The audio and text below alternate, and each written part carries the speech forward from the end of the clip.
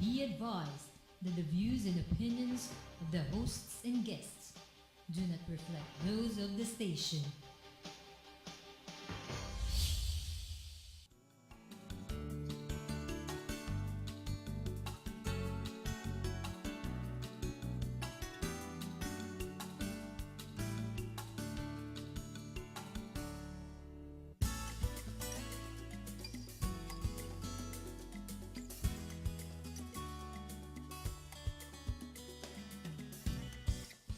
Good evening, ladies and gentlemen, and welcome once again to For the Public Good.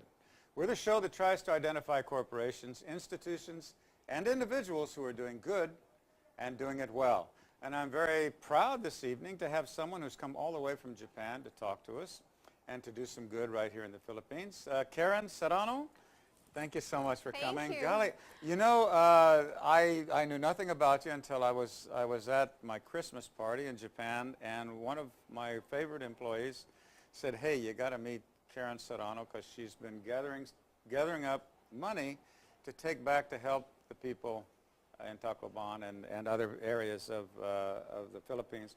And I thought, what a great deal! If you're coming to the Philippines, you can stop by and we'll talk about it.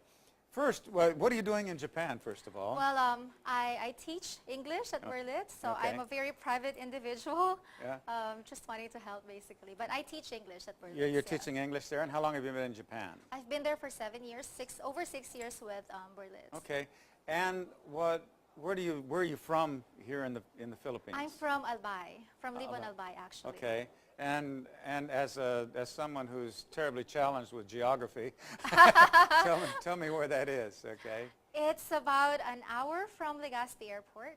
Okay. Yeah. And It's is close it kind to of Mayon. okay? Mount So it's Mayon. kind of a rural area, or It is pretty rural. it's rural. Okay. And were they affected terribly by the? Not so much. Apparently, we're supposed to get signal number 4, but for some reason, the wind changed direction, so we were not terribly hit by the typhoon. Oh, that's good.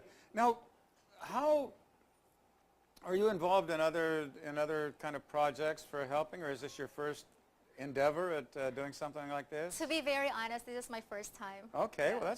well, I think it's wonderful, you know. And first, tell me, what did you do? What? To be very honest, like right after or the day after the typhoon hit the Philippines, I actually donated to World Food Program, but I wasn't sure if my donation went through.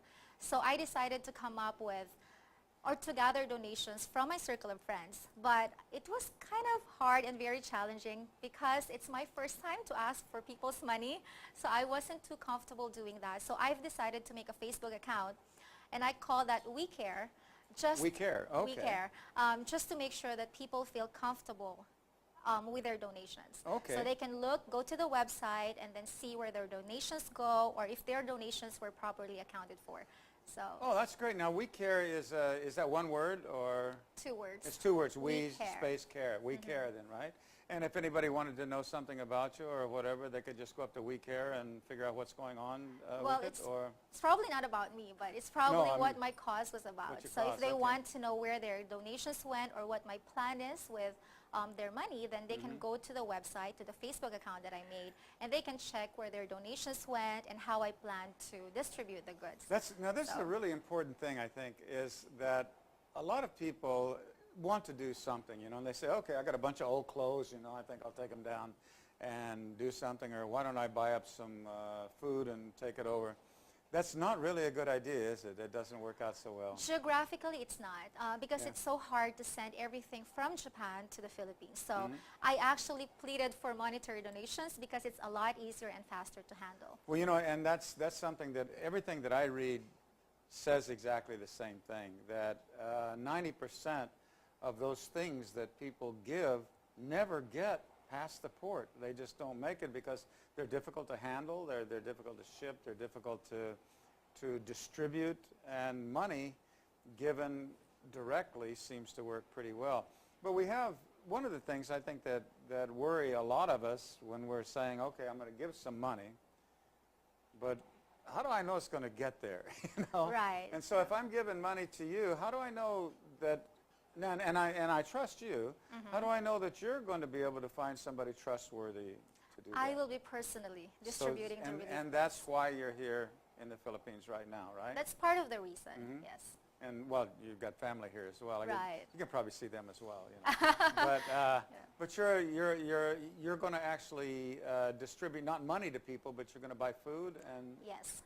Actually, the plan is I will be exchanging the yen to Philippine peso, and I will use that money to buy relief items like food, canned goods, for instance, crackers, biscuits, anything that they possibly need. Good. Even like hygiene kit as well. Well, that's the thing that a lot of people think. Well, you know, I can't get that much money, or I can't have that much, or whatever. But we have so many people that are in need, and even a little bit of money goes a long, long ways, doesn't it? Exactly. And in your case, it's not just a little bit of money when we put it in the concept of, you know, how much would that be, how many people could that feed, you know, and you're over 100 people can be helped by just the money that you were able to Yes. gather on your own, right? I'm looking at about 100 families actually. About 100 families? And my parents will be helping me out. They will be donating the rice. So that will be out of the fund that I was Okay. able to raise. So all the fund, all the money, the donations that I was able to raise will be used solely for buying the other goods that the typhoon victims And need.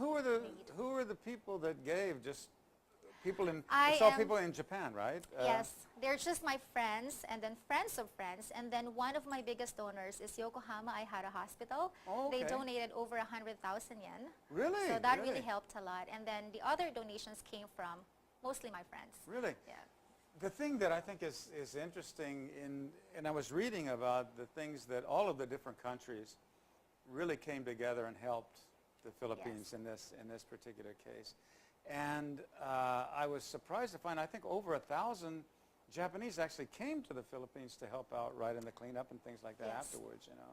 So it's really wonderful that people that don't know each other at all are helping out. And I was shocked when the big earthquake hit. I was actually in Japan when the big earthquake hit. But I came back here and I found people standing out collecting 20 pesos or whatever from anybody to give help in Japan at that time. And I thought that that was really sweet, that people were from here who had not very much, didn't have anything, were helping people in Japan. And we're so lucky because they remember. They remember the good gesture that the Philippines did Yeah. for Japan when the tsunami Yeah. hit in 2011. And they're Right. returning the favor now. Right. So right. it feels good. No, it's that a there's nice a lot thing. of people out there willing to help the Philippines now. And that's the thing that a lot of people don't understand, that just one little act of kindness can do so Wonders. many things, Yeah. you know. And that's the thing. If you got 100 families, there's a bunch of kids there. They're going to have something that they wouldn't have had before. Right. At least they're not going to be hungry They're over not. the time. They're not, yeah. Good. So, how did you said that was it just one day you said, well, I think I'm gonna help out, or was it? It just occurred to me. I don't know what really happened to me. I was just like, I really wanted to raise more funds. I mean, personally, I want to help, but I know that what I have will not be enough because I want to be able to help as many families as I can. That's the goal. But I was thinking if I go to a certain area and I only bring so much, then a lot of people will be lining up, waiting for certain food or goods to be given to them. But if I don't have enough, then I don't want them to feel so bad. Like, okay, where's my relief? And then they went all the way there just to expecting that they get something and they don't. So that doesn't feel very good. So I remember I thought about, let's just ask for more donations. Let's see how far I can go, how much money I can raise, and then I'll start from there. Right. I did not have a very concrete plan in the beginning. I just wanted to help. That was the ultimate goal. I just wanted to help. How I really planned to do it, I had no clear idea, to be very honest. Well, sometimes that's the best way, isn't it? You know? So you kind of make it up as you go along. But one of the things that I was really pleased to hear is that you're going to be doing this yourself.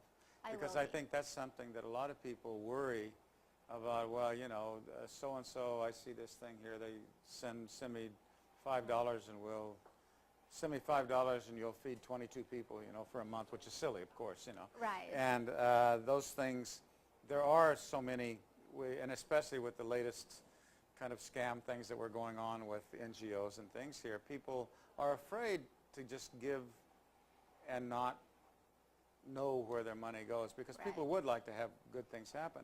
And this is one of the things that I would hope that our viewers would understand, and that you don't have to, you can just gather whatever you have and talk to your friends and get some money and go out and distribute it yourself. Spend a couple of days helping people. And if more people did that, boy, we could save more lives. We could save lives and livelihoods, you know. And one of the things that, you know, a lot of people would say, well, yeah, I'd like to give something. I've got some old clothes. I've got this. That really doesn't work. It really doesn't work, because it doesn't get to the where right people, they should. You know. Yeah. Yeah, like somebody sends overcoats from Alaska. That's not going to work very well. In this tropical climate. in this climate. And that's one of the hard things that happens, you know. Out of they are feeling the goodness of their hearts, but it's not really going to help out, you know. Right. Yeah. And so doing it directly, and that's the thing that you're going to be leaving when. Well, I'm leaving Manila tonight. That's the target. Hopefully I can book a ticket to get home tonight. And then my plan is to, once I get home, I'll be doing the grocery shopping, and then I'll be repacking the goods, hopefully by tomorrow or the day after tomorrow. And then target date of distribution is the 21st. If I can do it on the 20th, that's better. Okay. So they can have food on their plates on Christmas Day. The 20th is Friday, is it? Or? I'm not sure. I'm losing track of the days, I don't remember. to be honest. 18th, But 19th, 20th. Yeah, the 20th is Saturday, I think. Yeah, maybe. okay, maybe so that's the Saturday or plan. whatever. So my plan is from my hometown, we're taking the truck with relief goods, and then we're going to Matnog Airport.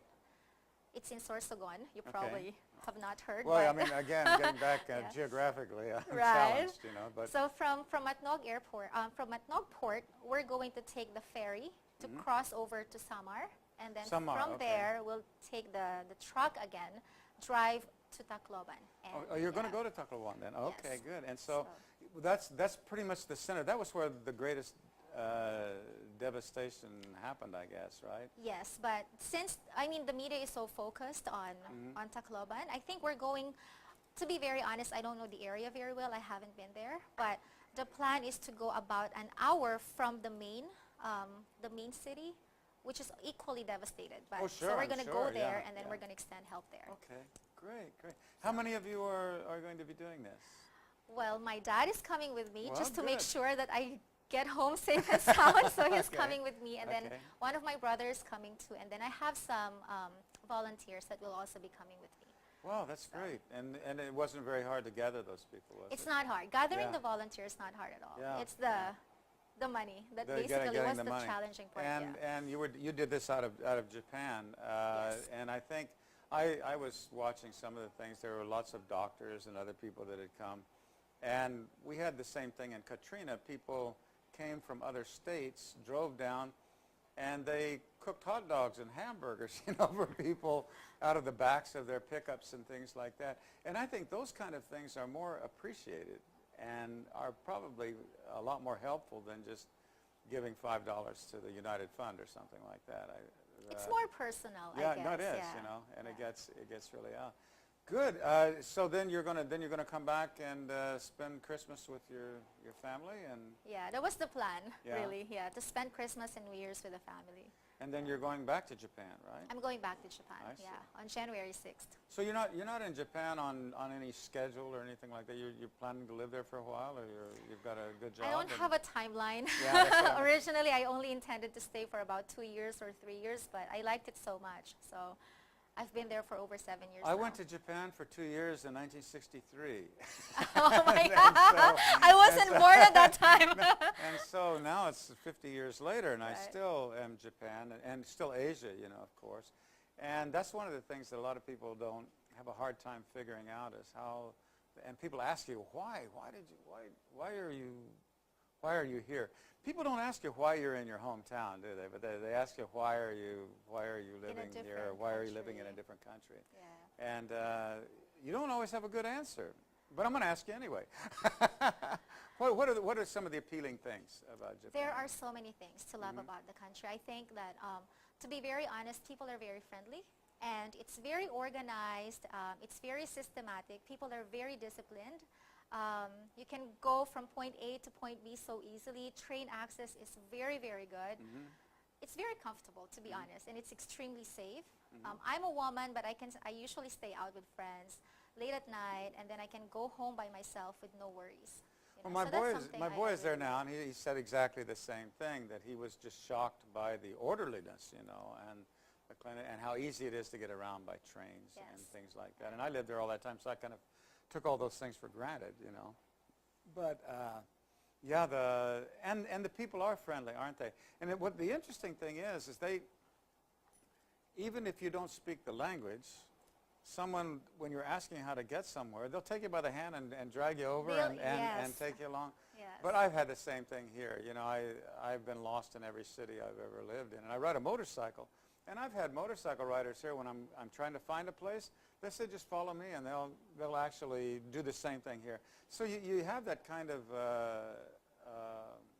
friendliness here the same way that you have it in Japan. It just takes a Yes. little bit different form, probably.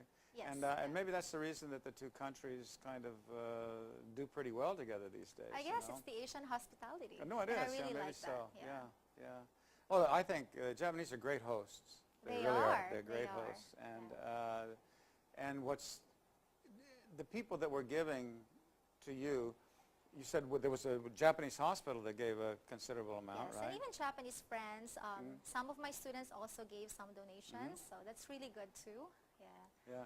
And They there's- trusted me, so I so really it wasn't. appreciated It that. wasn't you weren't just going around to foreigners and No, asking them for, no. for money. And right? I was teaching them, and they knew I was from the Philippines, so they were asking me, so how's your family? What can we do to help? And then I said, well, since you already asked, I'm doing this. I'm doing a fundraising event for the typhoon victims in the Philippines. And they said, okay, so how can we help? And I said, if you come to my fundraising event, you just have to pay this much, and then a portion of that goes to me. And it's very transparent, because everything that they donated, all the money is on the Facebook page I made. So Okay. they can always go back to that and check. And what? Tell me about your event. What?